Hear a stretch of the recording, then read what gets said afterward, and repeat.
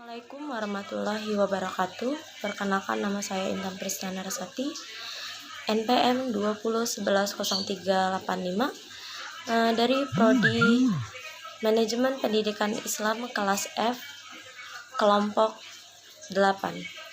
Di sini saya akan menjelaskan materi tentang kurban dan akikah. Apa sih pengertian kurban? Kurban berasal dari bahasa Arab, yaitu al-udhiyah, diambil dari kata adha yang bermakna permulaan siang setelah terbitnya matahari dan duha, yang selama ini sering kita gunakan untuk sebuah nama sholat, yaitu sholat duha di saat terbitnya matahari hingga menjadi putih cemerlang. Adapun al-udhiyah atau kurban menurut syariat adalah sesuatu yang disembelih dari binatang ternak yang berupa unta, sapi, kambing untuk mendekatkan diri kepada Allah Subhanahu wa taala, yang disembelih dari hari raya Idul Adha dan hari tasyrik. Hari tasyrik adalah hari ke-11, 12 dan 13 Zulhijjah. Kemudian, apa sih hukum kurban?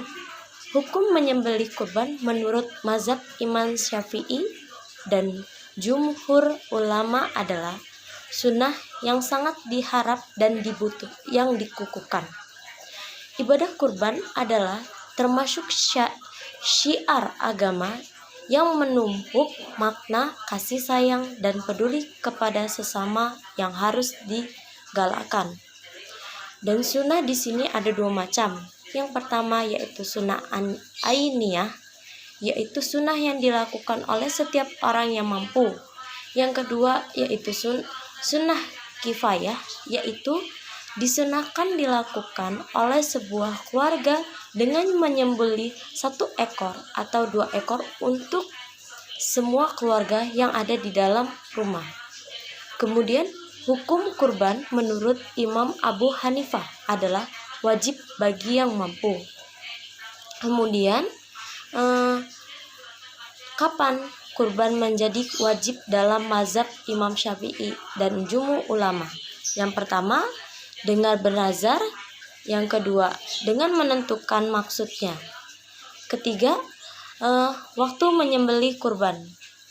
Adapun waktu yang diperbolehkan melaksanakan penyembelihan kurban hanya dibatasi 4 hari, yaitu pada hari raya Idul Adha yang bertepatan pada tanggal 10 Zulhijjah dan hari tasyrik pada tanggal 11, 12, 13 Zulhijjah. Waktu menyembelih kurban itu diperkirakan mulai dari selesai sholat Idul Adha. Bagi yang tidak melakukan sholat raya Idul Adha, ia harus memperkirakan dengan perkiraan tersebut atau menunggu selesainya sholat Idul Adha. Kemudian, syarat orang yang berkurban. Yang pertama yaitu seseorang muslim atau muslimah. Yang kedua, usia balik. Balik itu ada 3, yaitu keluar air mani atau bagi anak laki-laki dan perempuan pada usia 9 tahun. Kemudian, keluar darah haid pada usia 9 tahun bagi anak perempuan. Yang ketiga, berakal. Yang keempat, mampu. Yang kelima, orang yang bermukmin. Kemudian, macam-macam binatang yang boleh dijadikan kurban. Yang pertama itu unta, umurnya pun harus 5-6 tahun. Kemudian, sapi atau kerbau diperkirakan umurnya 2 tahun ke atas. Yang ketiga, kambing atau domba dengan berbagai macam-macam jenisnya diperkirakan umurnya 1-2 tahun. Oleh karena itu, yang sah menjadi hewan kurban hanyalah unta, sapi, kambing, dan domba. Kemudian kerbau, banteng, kijang, jerapah, ayam, kelinci, merpati, dan semua hewan yang tidak termasuk keempat ini tidak sah untuk dijadikan sebagai hewan kurban. Kemudian saya akan menjelaskan sifat binatang yang tidak boleh dijadikan kurban. Yang pertama yaitu bermata sebelah atau buta. Kemudian yang kedua pincang. Yang ketiga yang amat kurus karena berpenyakit. Yang keempat berpenyakit parah. Kemudian kesunahan dalam menyembelih kurban. Yang pertama dalam keadaan bersuci. Yang kedua menghadap kiblat. Yang ketiga kesunahan lain saat menyembelih kurban hendaknya mulai awal Zulhijjah tanggal 1 hingga saat menyembelih kurban agar tidak memotong atau mencabut rambut atau kukunya. Kemudian jika bisa menyembelih sendiri bagi yang mampu. Yang kelima mempertajam kembali pisaunya. Yang keenam mempercepat cara penyembelihan. Yang ketujuh membaca bismillah dan takbir seperti yang telah disebutkan sebelum membaca doa. Kemudian di depan warga agar semakin banyak yang mendoakannya. Dan yang terakhir, untuk kurban yang sunnah bukan nazar, disunahkan bagi yang nazar untuk mengambil bagian dari daging kurban biarpun hanya sedikit. Kemudian cara membagi daging kurban.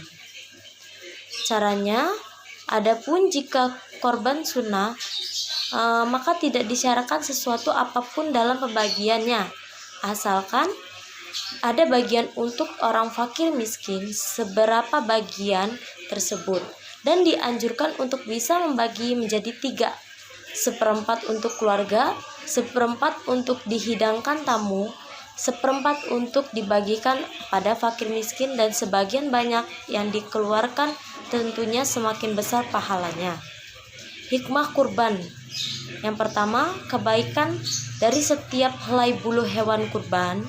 Yang kedua, berkurban adalah ciri keislaman seseorang. Yang ketiga, ibadah kurban adalah salah satu ibadah yang paling baik. Dan yang keempat, yaitu berkurban adalah ibadah yang paling utama. Kemudian yang kelima, berkurban adalah sebagian dari syiar agama Islam. Dan yang terakhir itu mengenang ujian kecintaan dari Allah Subhanahu wa Ta'ala kepada Nabi Ibrahim. Kemudian saya akan menjelaskan apa sih akikah dan hikmahnya.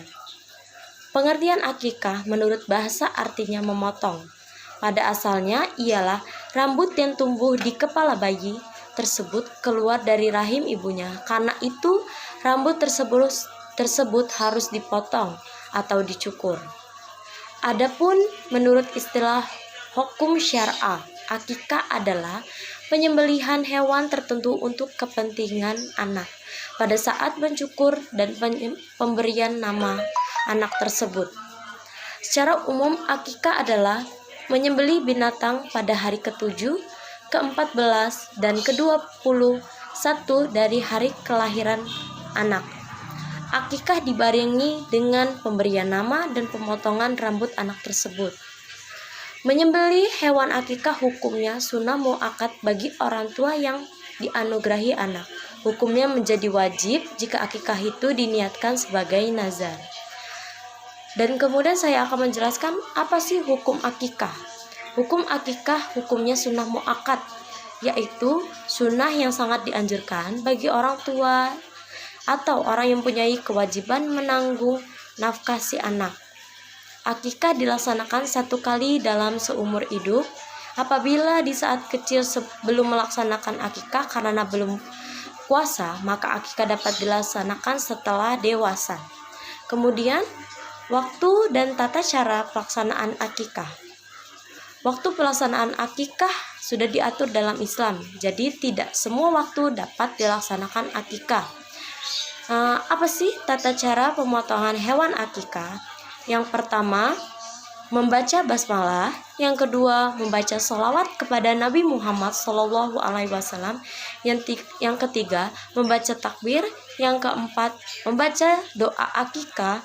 Yang kelima, hewan akikah dihadapkan ke arah kiblat. Yang keenam, menggunakan alat pemotong yang tajam agar cepat mati. Kemudian Jenis dan syarat hewan akikah yang pertama yaitu unta yang telah berumur 5 tahun, sapi yang telah berumur 2 tahun, kambing yang sudah berumur 1 tahun, domba atau biri-biri yang sudah berumur 1 tahun atau telah lepas giginya. Syaratnya yaitu hewan dalam keadaan baik, yaitu tidak cacat, matanya tidak sebelah, tidak pincang kakinya, tidak berpenyakit, tidak terlalu tua, tidak dalam keadaan hamil atau baru melahirkan. Kemudian saya akan menjelaskan manfaat akikah dalam kehidupan sehari-hari. Yang pertama yaitu merupakan perwujudan rasa syukur kepada Allah Subhanahu wa taala atas kehadiran seseorang anak dan keselamatannya mulai dari masa dalam kandungan sampai lahir ke dunia ini. Yang kedua, diharapkan akan menambah erat jalinan kasih sayang, sikap hormat seseorang anak kepada orang tuanya. Yang ketiga, menyuburkan hubungan yang baik sesama tetangga maupun saudara dengan ikut merasakan kegembiraan atas kelahirannya seseorang anak. Kemudian, mengorganisasikan pembagian daging akikah. Kemudian saya akan menjelaskan hikmah akikah. Menghidupkan sunnah Muhammad SAW dalam meneladani Nabiullah Ibrahim alaihissalam tatkala Allah Subhanahu wa taala menebus putra Ibrahimnya yang tercinta Ismail alaihissalam. Kemudian yang kedua, dalam akikah ini mengandung unsur perlindungan dari syaitan yang dapat mengganggu anak ini tergadai dengan akikahnya. Kemudian yang ketiga, akikah merupakan tebusan hutang anak untuk memberikan syafaat bagi kedua orang tuanya kelak pada hari perhitungan nanti. Kemudian yang kelima, merupakan bentuk takarub atau pendekatan diri kepada Allah Subhanahu wa taala sekaligus sebagai wujud rasa syukur atas karunia yang dianugerahkan Allah Subhanahu wa taala dengan lahirnya sang anak. Yang terakhir, akikah sebagai sarana menampakkan rasa gembira dan melaksanakan syariat Islam dan bertambah keturunan mukmin yang akan memperbanyak umat Rasulullah pada hari kiamat nanti. Itu saja yang dapat saya jelaskan pada materi kurban dan akikah ini. Saya minta maaf atas ketidakjelasan materi yang saya jelaskan ini, dan saya mohon maaf kepada Allah, saya mohon ampun. Wabillahi taufiq wal hidayah. Wassalamualaikum warahmatullahi wabarakatuh.